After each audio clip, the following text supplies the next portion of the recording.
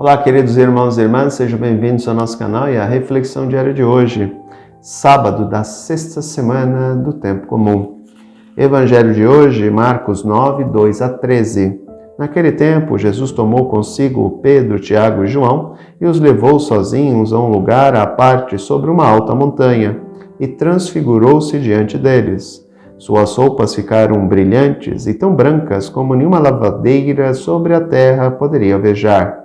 Apareceram-lhe Elias e Moisés e estavam conversando com Jesus. Então Pedro tomou a palavra e disse a Jesus: Mestre, é bom ficarmos aqui. Vamos fazer 3 tendas, uma para ti, outra para Moisés e outra para Elias. Pedro não sabia o que dizer, pois estavam todos com muito medo.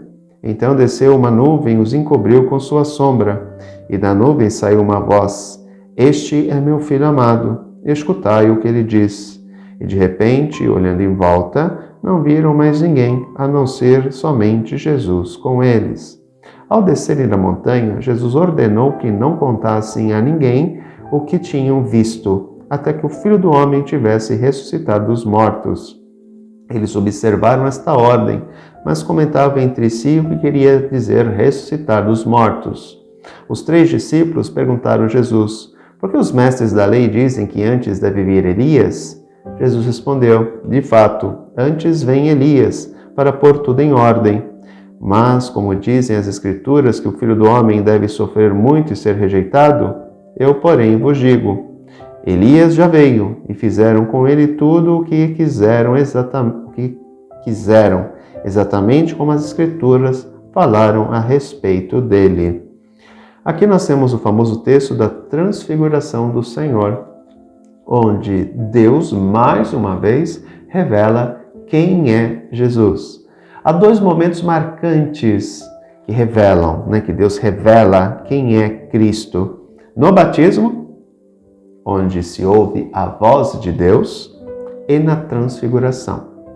A transfiguração ocorre para mostrar aos discípulos. No primeiro batismo, os discípulos não estavam. O segundo momento, que é esse da transfiguração, é para revelar aos discípulos quem Jesus é de fato, para os encorajar para o evento da cruz. O texto ocorre depois do quê? Da enquete que Jesus realiza, no qual ele alega que ele vai para Jerusalém, que ele vai morrer na mão das autoridades religiosas de Jerusalém. Portanto, ele já anunciou qual será o fim dele. Então, ele precisa revelar quem ele é de fato, já que os discípulos não tinham compreendido. Lembremos o diálogo de Pedro: Tu és o Messias. E eu falava para vocês da reflexão de que Pedro via em Jesus um Messias político, e Cristo era o Messias profetizado por Isaías, aquele que vai dar a vida pelo povo. E todos nós sabemos que isso ocorreu. Só que neste momento Pedro ainda não sabe. Então, diante da falta de compreensão da parte dos discípulos, Cristo se revela de fato, transfigurado, para que os discípulos pudessem compreender quem ele era de fato e, assim, ganharem coragem para suportar os acontecimentos que se dariam com a chegada de Jesus em Jerusalém. Como nós também sabemos, através da Semana Santa, não foi isso que aconteceu. Os discípulos abandonam Jesus, se escondem por medo dos judeus de terem o mesmo destino do Mestre, e só saem pregando que ele estava ressuscitado depois que Jesus aparece para eles. Então não foi isso que aconteceu. Outro aspecto importante da transfiguração, que eu também já falei diversas vezes para vocês aqui, é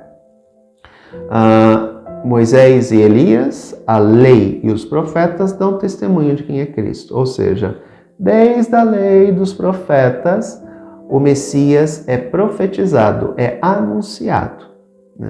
Então, Moisés e Elias dão testemunho de Cristo.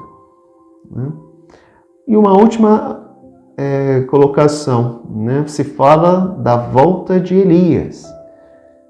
A compreensão que se tem é de que o novo Elias foi João Batista. Ele foi aquele que preparou o caminho do Senhor. Tanto que Jesus diz, Elias já veio e fizeram com ele tudo o que quiseram. Mataram, né? João Batista foi decapitado. Exatamente como as Escrituras falaram a respeito dele. Tanto que em outra passagem, Jesus vai dizer que de todos os homens nascidos de mulher, nenhum é maior do que João Batista. É o elogio que Jesus faz a ele. Ou seja, porque João era um homem fenomenal. Ele era muito mais do que um profeta. Ele é aquele que veio preparar o caminho do Senhor. E Jesus o declara como novo Elias. Por isso, queridos irmãos e irmãs, devemos compreender que esse Cristo se revela constantemente em nossa vida como o Messias, como o Salvador da humanidade. E Ele sempre está disposto a nos socorrer diante de todas as nossas dificuldades. Queridos irmãos e irmãs, encerramos essa semana por aqui. Nós retornamos na próxima segunda-feira. Desejo a todos um bom final de semana e que Deus os abençoe. Um grande abraço. Tchau.